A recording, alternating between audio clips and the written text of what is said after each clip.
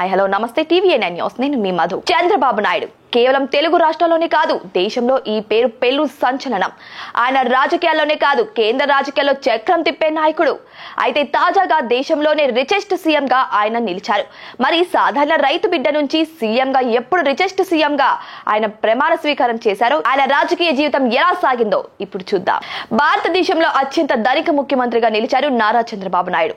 దేశంలో అన్ని రాష్ట్రాల సీఎంల కంటే ఆంధ్రప్రదేశ్ ముఖ్యమంత్రి ఆస్తులే ఎక్కువని అసోసియేషన్ ఫర్ డెమోక్రటిక్ ఫార్ములా ప్రకటించింది.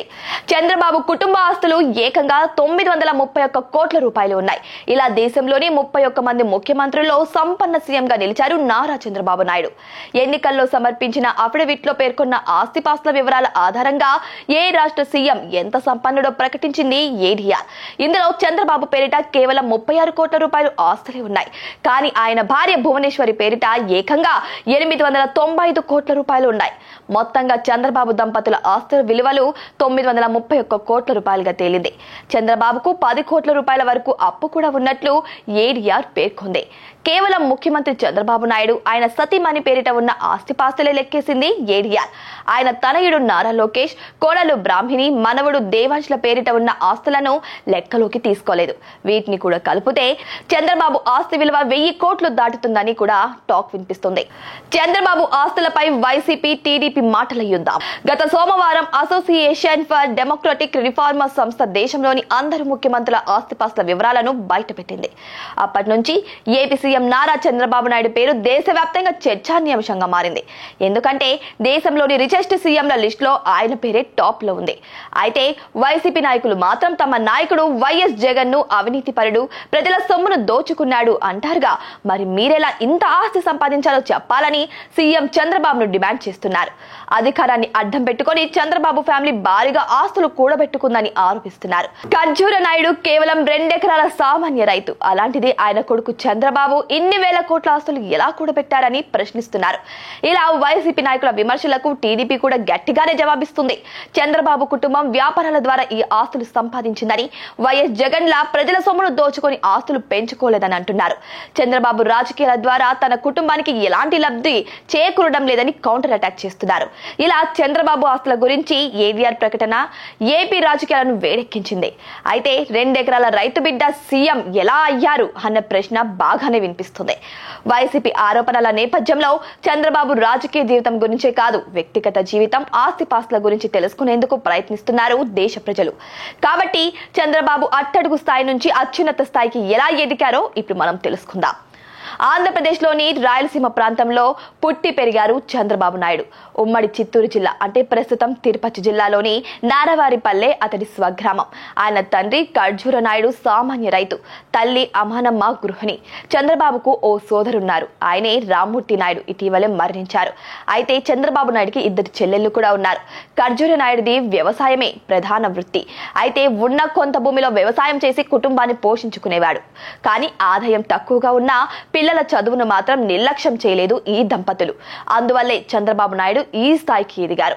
నారవారిపల్లెలో పాఠశాల లేకపోవడంతో 5వ తరగతి వరకు పక్కనే ఉన్న శేషాపురం వరకు నడుచుకుంటూ వెళ్లి చదివారు చంద్రబాబు. ఆ తర్వాత చంద్రగిరి ప్రభుత్వ పాఠశాలలో 10వ తరగతి వరకు, ఆ తర్వాత తిరుపతి శ్రీ వెంకటేశ్వర యూనివర్సిటీలో డిగ్రీ చదివారు. ఇక్కడే మాస్టర్ డిగ్రీ కూడా చేసి ఆ సమయంలోనే రాజకీయాలపై ఆసక్తి పెంచుకున్నారు. అక్కడ విద్యార్థి నాయకుడిగా మొదలైన చంద్రబాబు రాజకీయ ప్రయాణం ఉమ్మడి రాష్ట్ర ముఖ్యమంత్రి స్థాయికి చేర్చింది. 1978లో మొదటిసారి చంద్రగిరి అసెంబ్లీ నుంచి కాంగ్రెస్ తరపున పోటీ చేసి గెలిచారు చంద్రబాబు నాయుడు. ఇలా కేవలం 28 వయసులోని ఎమ్మెల్యే అయ్యారు ఆయన. ఆ తర్వాత అంజయ్య ప్రభుత్వంలో కేవలం 30 ఏళ్లకే మంత్రి అయ్యారు. సినిమాటోగ్రఫీ మంత్రిగా పనిచేసే కాలంలోనే టీడీపీ వ్యవస్థాపకులు నందమూరి తారక రామారావు దృష్టిలో పడ్డారు. ఇది చంద్రబాబు లైఫ్ మరో టర్న్ అని చెప్పొచ్చు. 1981లో ఎన్టీఆర్ కూతురు భువనేశ్వర్ని పెళ్లాడి ఆయనకు అల్లుడయ్యారు. మామ స్థాపించిన టీడీపీలో చేరి ఉమ్మడి రాష్ట్రానికి పలుమార్లు ముఖ్యమంత్రి అయ్యారు చంద్రబాబు. రాష్ట్ర విభజన తర్వాత కూడా ఏపీకి మరో 2 సార్లు సీఎం అయ్యారు చంద్రబాబు. అయితే సీఎం కాస్త రిచెస్ట్ సీఎం ఎలా అయ్యారని ఇప్పుడు ఎక్కువగా ప్రశ్న వినిపిస్తుంది. అది కూడా తెలుసుకుందాం. 2 సార్లు ఉమ్మడి రాష్ట్రానికి ముఖ్యమంత్రిగా పనిచేశారు చంద్రబాబు. అయితే ముఖ్యమంత్రి అయ్యే కంటే ముందే 1992లో హెరిటేజ్ ఫుడ్స్ బిజినెస్ ప్రారంభించారు. ఇటు చంద్రబాబు రాజకీయాలు చూసుకుంటూనే అటు ఆయన భార్య హెరిటేజ్ బాధ్యతలు చూసుకుంటున్నారు. ఇలా చంద్రబాబుతో పాటే హెరిటేజ్ సంస్థ కూడా ఎదిగింది. ఈ సంస్థలో చంద్రబాబు కుటుంబ సభ్యులకు 35.7% వాటా ఉంది. ఇందులో భువనేశ్వర్కి 24%, లోకేష్ కి 10% వాటా ఉండగా నారా బ్రాహ్మణికి 0.46%, దేవాంశ్ కి 0.06% షేర్లు కలిగి ఉన్నాయి. అయితే షేర్లో భువనేశ్వర్ కి అత్యధికంగా 2,26,11,525 షేర్లు ఉంటే లోకేష్ కి 1,37,453 షేర్లు ఉన్నాయి. చంద్రబాబు కుటుంబ ఆస్తులో హెరిటేజ్ షేర్ల విలువ అత్యధికమని చెప్పొచ్చు. ఎన్నికల అఫిడవిట్ లో కూడా భార్య భువనేశ్వరి పేరిట ఉన్న హెరిటేజ్ షేర్ల విలువను చూపించారు చంద్రబాబు. అలాగే మిగతా ఆస్తులను కూడా అందులో పేర్కొన్నారు. దీంతో ఆయన ఇప్పుడు దేశంలోనే రిచెస్ట్ సీఎం గా గుర్తింపు పొందారు. అయితే ఎన్నికల ఫలితాల తర్వాత హెరిటేజ్ షేర్ల ధర మరింత పెరిగింది. మరోసారి చంద్రబాబు ఏపీ సీఎం గా బాధ్యతలు చేపట్టడం, కేంద్ర ప్రభుత్వం ఆయనపై ఆధారపడే పరిస్థితి రావడం హెరిటేజ్ సంస్థకు కలిసి వచ్చింది. కూటమి అధికారంలోకి రాగానే హెరిటేజ్ షేర్లు ఆల్ టైమ్ రికార్డ్ ధరకు చేరుకున్నాయి. కేవలం 4-5 రోజుల్లోనే షేర్ల విలువ 55% పెరిగింది.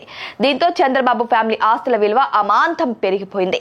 ఎన్నికల ఫలితాలకు ముందు హెరిటేజ్ షేర్ల విలువ ₹424 ఉంటే ఎన్నికల ఫలితాల తర్వాత ఏకంగా ₹661 చేరుకుంది. దీంతో కేవలం రోజుల వ్యవధిలోనే చంద్రబాబు సతీమణి భువనేశ్వరి సంపద ₹535 కోట్ల, కొడుకు లోకేష్ ₹237 కోట్ల పెరిగింది. ఈ హెరిటేజ్ షేర్ల పెరుగుదలను చూస్తే చంద్రబాబు కుటుంబ ఆస్తి మరింత ఎక్కువగా ఉంటుంది.